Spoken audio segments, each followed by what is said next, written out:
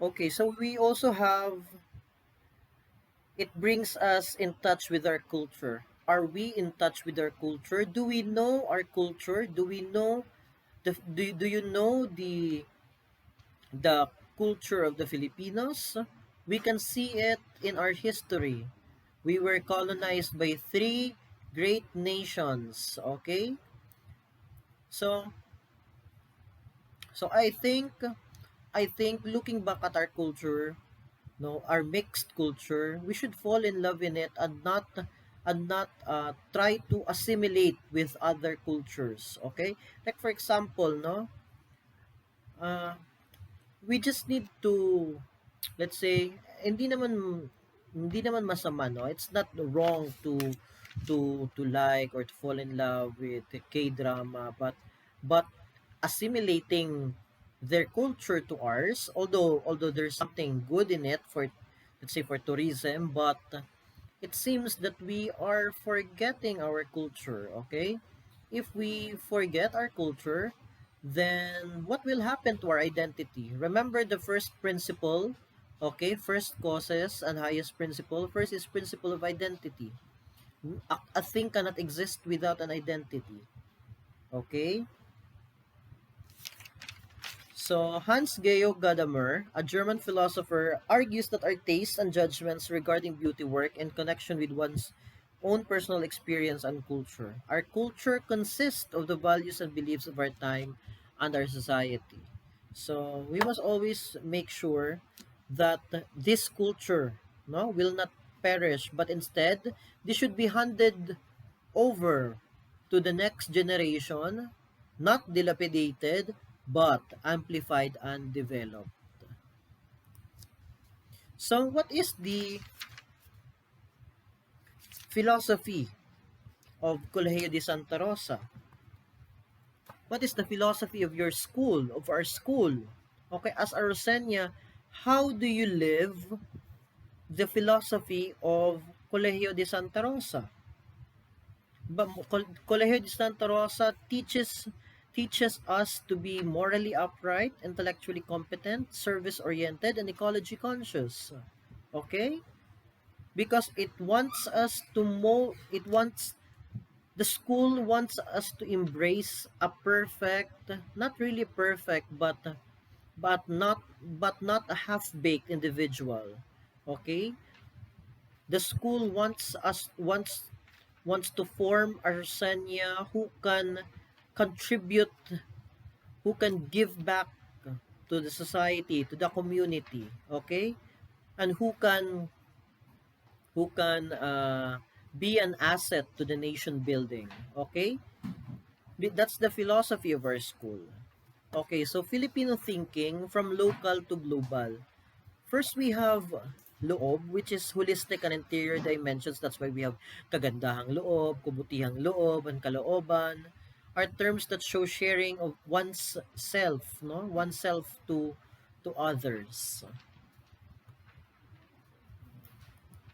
And also, loob, no? Loob is identified as as twofold kasi holistic siya tapos interior.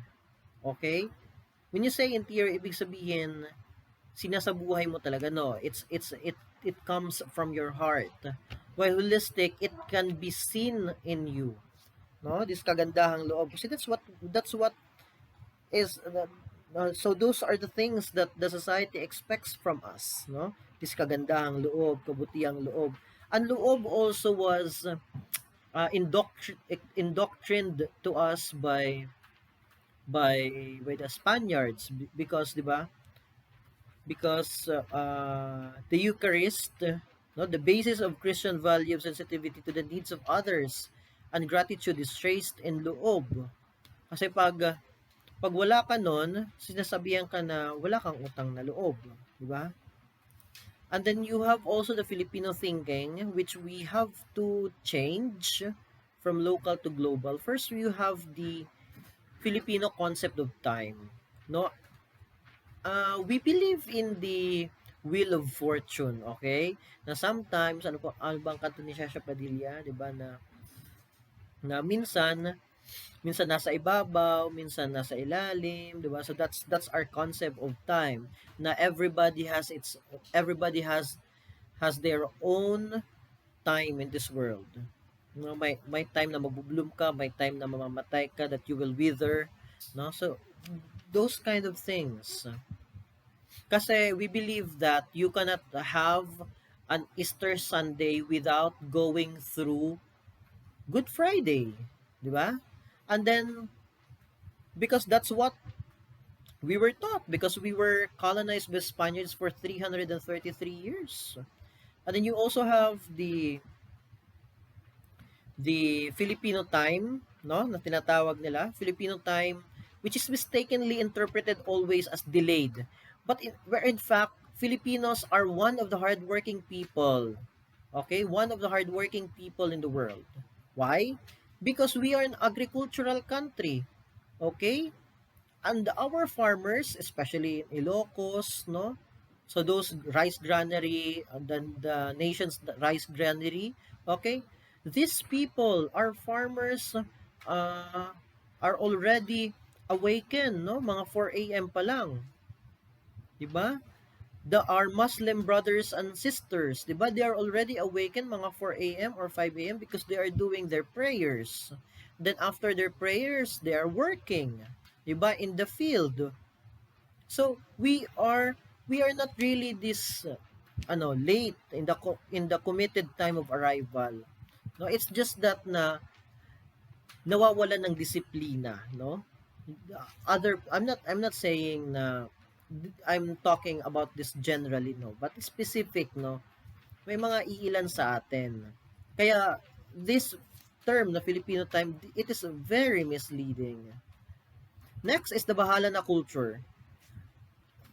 Bahala na culture is putting your trust in the divine providence. Okay? Putting your trust in the divine providence.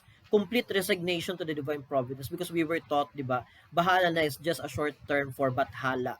No? Bathala na. No? Because yun ang ano natin, but 50-50, no?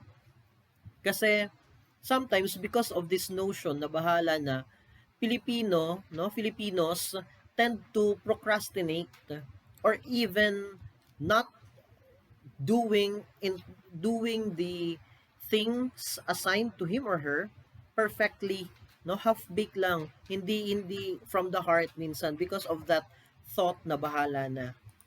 And then you also have the reception of protection and other favors from above, that should be ready to do the same toward his ties below, no? Pag nakakaangat na yung basta relative ka, okay, pwede ka even if you're not qualified. So that's one of the nastiest, no, attitudes that we have to change, no?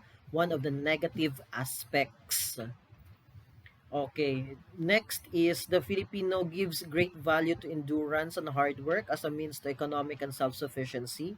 And then you also have the bayanihan, which is another moving spirit of the Filipino people. Okay, that we are helping our community. Kasi sa ibang bansa, they don't even say hi, hello to their neighbors. Where in fact, tayo mga Pilipino, nag-exchange pa tayo ng pagkain. 'Di ba? From one neighbor to another. I don't know if you have watched the movie Reply 1998. So Filipinos before are like that. But because we want to imitate the other countries, 'di ba, na hindi na nagpapansinan even if they are neighbors. Sometimes ganun nangyayari in subdivisions, 'di ba? So nawawala ng values natin. And then the nationalist challenge is still relevant. Let's replace that colonial consciousness. Ay, mas maganda maging American. Ay, mas maganda kasi being Filipino is demeaning. Something like that, no? We have to change that kind of consciousness. We have to change that colonial mentality. We are unique and we are a beautiful people and we have a rich country. And then we have to have the sense of shared destiny. Okay? That whatever happened to one of our people will also happen to our fellow human being. Okay? And let's create super